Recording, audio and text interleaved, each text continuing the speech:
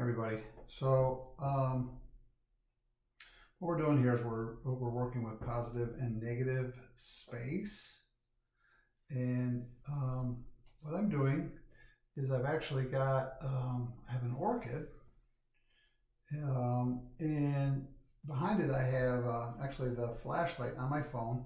You don't have to use a flashlight. You can use, or you don't have to use your phone. You can use a flashlight. You can use if you've got sunlight coming in on a specific window, you can use that. Um, you can use whatever you want to cast shadows. You can use super like action figures, um, whatever you want, stuffed animals, but you just want to play. You want to make a nice composition by just using that cast shadow.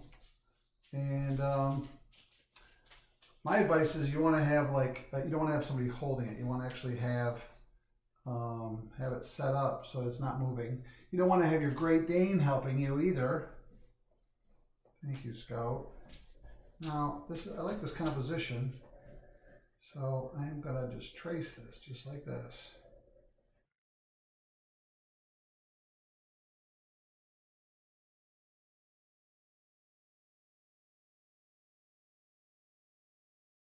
It's worked well for this subject matter. But again, you can use whatever you want to come up with your own composition. Okay? And I just double check, make sure I got everything. I think this is it. And that's it. Hey everybody. We've drawn out our composition using cast shadows, right? We set up a light source and found an object. In my particular subject matter, I actually used an orchid that I had in the house and projected the light on the opposite side of the orchid, and I got a cast shadow for my orchid. So I'm going to paint this now. And what I want you to do, should you choose this particular lesson, this project, is I want you to use complementary colors when painting this composition. So you're going to have to go back to what we learned in 5th grade, where we talked about our primary colors, red, blue, and yellow, being our primary colors. And then our secondary colors, purple, orange, and green.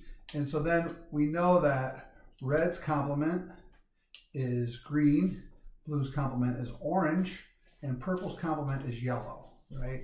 Now we also have our tertiary colors. So we have like a reddish purple, we have a reddish orange, orange yellow, green blue, green purple, and then we also have shades, tints, and tones as well. And so we can add any color plus white is a tint, any color plus black is a shade, and any color plus gray is a tone.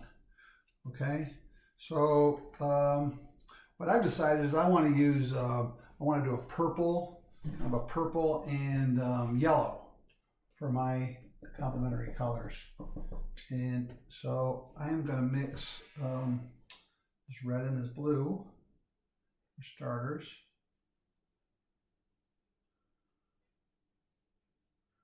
And we'll get a purple here.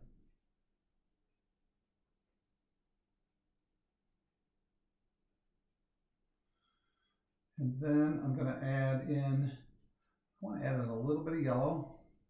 And that's going to give me an earthier yellow, or excuse me, an earthier purple, right? It's going to, it's the same idea as when you mix a whole bunch of colors together, you think you're going to get this pretty color and it always turns like muddy.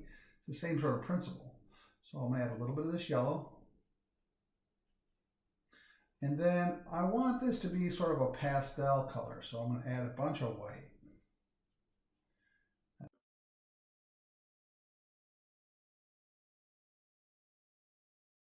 Okay.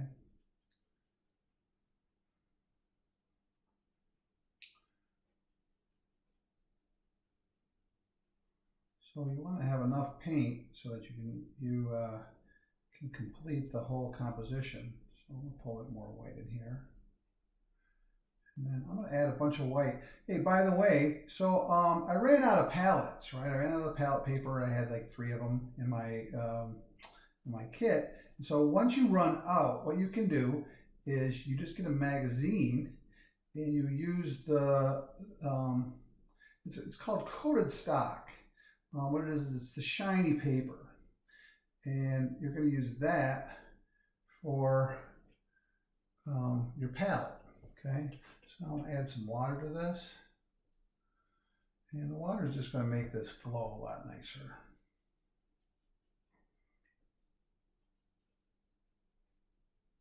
And when I'm done, right, with my first layer, what I can do is I can just tear off this front cover and then use the next page. So I'm going to start, and I'm going to, I got to think about what the positive is in this, and that's going to be like where the flower casts the shadow, and that's going to be my purple.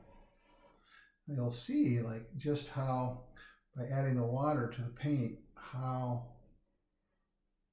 look at, I can really get, I get these lines and they can go a long way.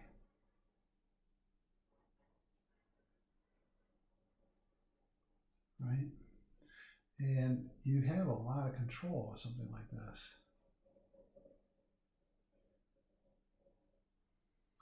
More so than if your paint's drier.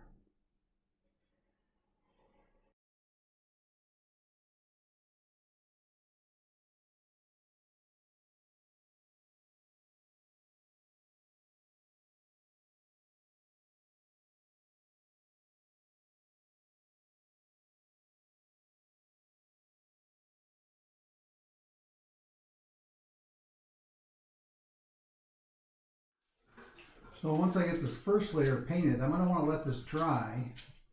Dry good before I start painting my complementary color.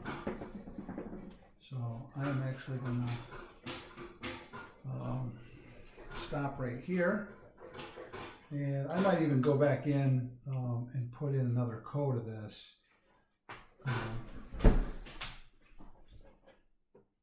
Purple before adding my yellow. I want to have a nice consistent kind of fluid layer.